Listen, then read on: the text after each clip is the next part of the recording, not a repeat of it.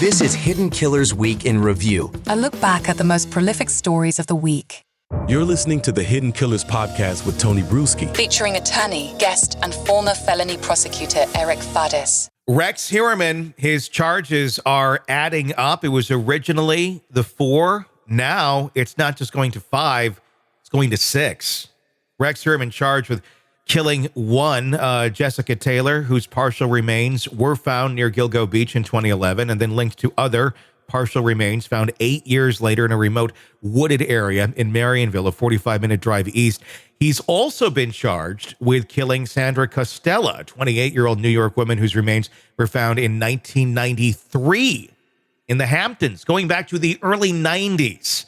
Her long unsolved murder has not been previously associated with the Gilgo Beach investigation, but these are 2 new ones that have been tied on. I think we're expecting one more charge today, not necessarily 2. Eric Fadis, defense attorney, former prosecutor, joining us. What do you make of the new charges against Heuermann and how they got there? You know, it's certainly a bombshell and chilling. And for how long has this gone on? At least multiple decades, according to the government. And it seems like there have been some new searches recently. Mm-hmm. And I think that could have contributed additional evidence that allowed the government to bring these 2 additional homicide charges. How do you think they're bringing it? Because there was that 9-day canine search in the Marionville wooded area in Southampton. That's where Miss Costella's body was found. Last month, investigators also conducted a 6-day search of Mr. Heuermann's home in Massapequa Park. Again, they went back in. This was the second one. And they exhaustively searched for 2 weeks last summer through his house as well. But they went to the basement again this time. We're talking a murder from 1993. How are they connecting this to Rex Heuermann? You know, it's hard to say at this juncture. The government is not disclosing a ton of information about the evidence they have. But one thing I've seen before is in these additional searches, perhaps they found something in Rex Heuermann's home that connects him to these potential victims. Maybe it's a piece of clothing. Maybe it's a note. Maybe it's a diary. There are just a number of types of evidence that the government could use to link Rex Heuermann to these 2 additional cases. But like I said, presently, that's just speculation. We don't know for sure. Complete speculation. I'm wondering, and tell me if this is logistically something that could be going on behind the scenes here. There's a documentary that's being made right now with Peacock and 50 Cent. And I always feel weird saying that out loud, but it's true. Anyway, they're going for their Jinx moment. We've talked about this many times. Do you think that there's something that maybe she said about 1993, about some things that were going on that also have been aiding in this investigation, maybe unwittingly? I mean, could the producers of this documentary be, okay, another day's done. Here you guys go. Here's basically everything, all the raw footage. You guys can go through it. Could that be happening on the back end of this that we're unaware of without a subpoena or without any sort of, legal finagling? Yeah, Tony, I mean, who would have thought that 50 Cent would become this, true crime expose master that he's turning into? I didn't see that from Get Rich or Die Trying, but oh my gosh. Yeah. But yes, I think that's true. I think with the emergence of social media, the work you do, the work that the true crime community does, I think law enforcement's getting wise to the fact that those private investigators can provide important inculpatory evidence that can make or break a case. If we're talking all the way back here to 93, there's a lot of bodies all over the place there. We're at 6 right now that are being attributed to Rex Heuermann. How far do you think this goes?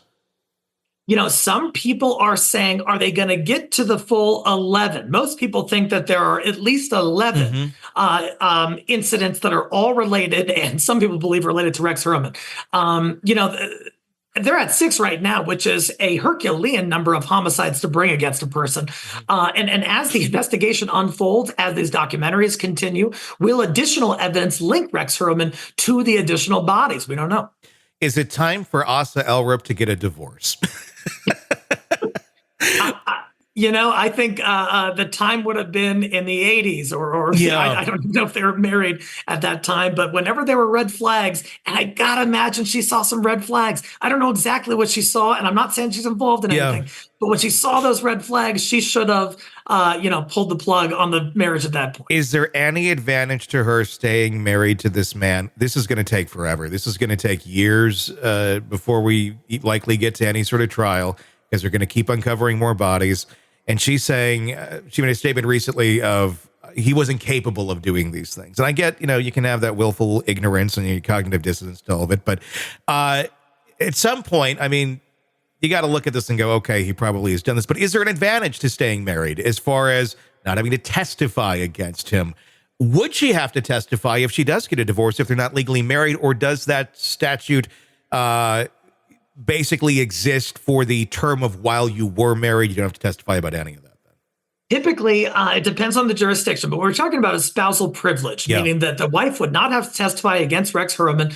And usually that pertains to communications that were made during the marriage that the person who made them thought they were making them in confidence. Now, there's an exception, though, to spousal privilege, where if the spouse had some involvement, that is criminal and can be proven, they forfeit that privilege, and they can't get up there and say, "Oh gosh, I don't want to testify." Well, if there's enough evidence against them such that they have forfeited that privilege by wrongdoing, then they would have to testify. And I think the police is looking into that. If they have assets, though, which I mean, looking at their house, you probably don't think they do, but he had a very well-paying job, so maybe they hoard the money too. If she gets divorced now, does that protect the money for her then, for her own future, versus having it in some sort of joint thing where, once this is done and he's, has attorney fees and owes God knows what in judgments, that could all be gone too. Yeah, that part gets a little messy legally, but ultimately Rex Heuermann is going to be on the hook for whatever he allegedly did. Now, if his wife divorces him, and if that divorce becomes finalized, there's a property division, and she receives some of that property, she can try to secure that in a trust such that it could not be touched by any of the victims or their estates in this case. Interesting. It'll be interesting to see what the next moves are here for both of them, as this just got 2 times darker than it already has been. Sick of the ads? We are too. Start listening with no commercials now and get access to all of our episodes in advance of everyone else. Become a True Crime Today Premium Plus subscriber on Apple Podcasts. Search True Crime Today Premium Plus on Apple Podcasts or go to our podcast page and sign up now. True Crime Today Premium Plus. Sign up now.